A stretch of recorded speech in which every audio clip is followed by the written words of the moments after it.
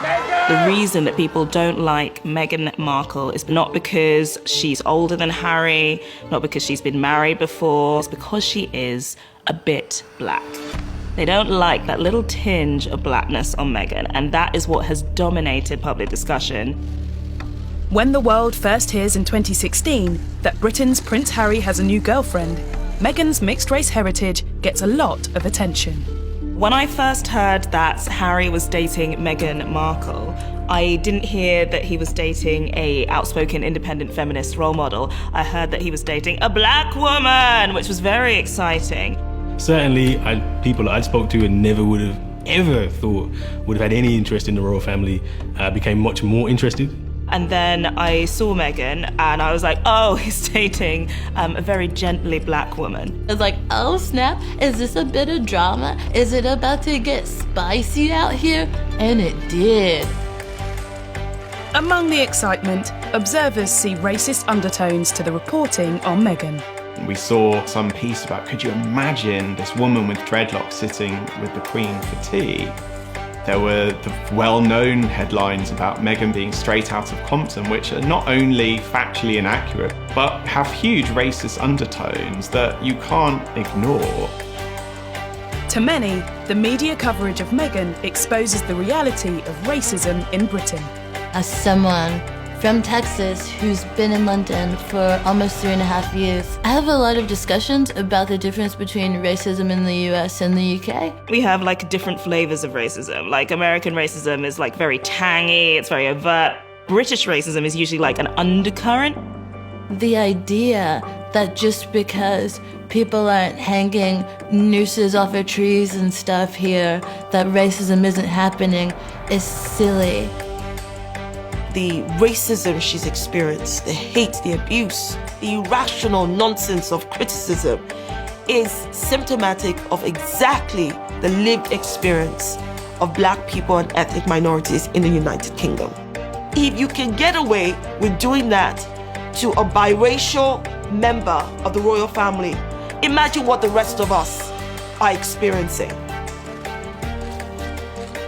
Any challenges Meghan faces because of her race come on top of the already intense experience of marrying into the British royal family.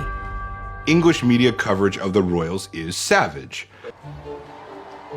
Once royal partners have joined the family and are safely behind palace walls, the media usually backs off for a while.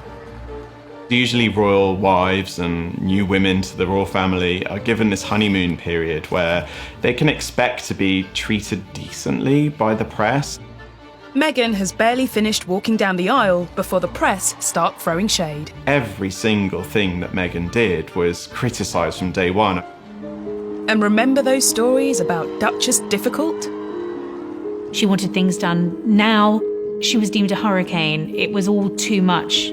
If you just listen to the press, that's the impression you got. She's aggressive, she's rude, she's snarky, she's bitchy, diva-ish. That kind of angry black woman is a really clear stereotype that we see.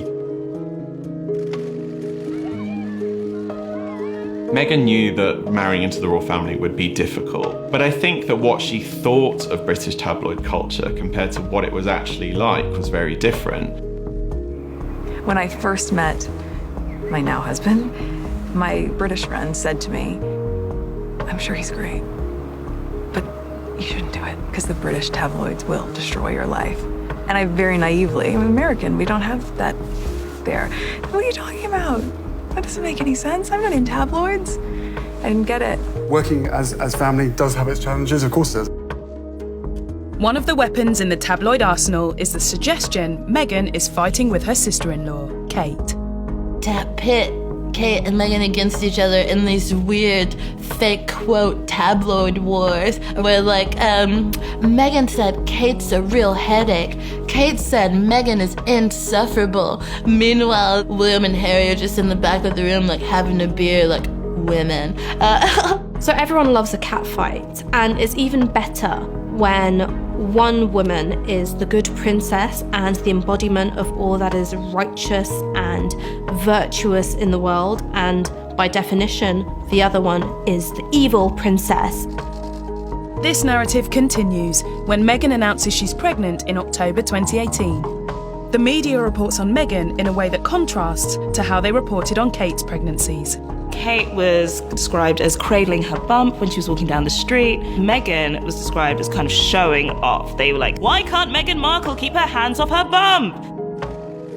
There's the avocado war where, like, Kate, William is serving his beloved Kate avocado to cure her morning sickness. And then on the flip, you have Meghan Markle, whose beloved avocado has been linked to humanitarian crises. Why was there so much of a backlash against Meghan, but not against Kate? I wonder what that difference could be. Even the birth of baby Archie doesn't put a stop to the critical media coverage.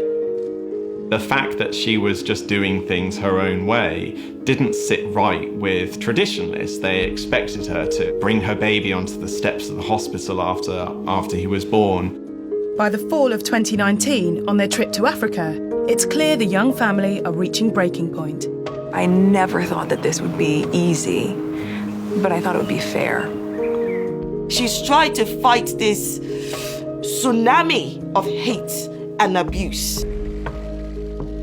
I think Britain thought it was ready to embrace a mixed-race princess or duchess, but it wasn't.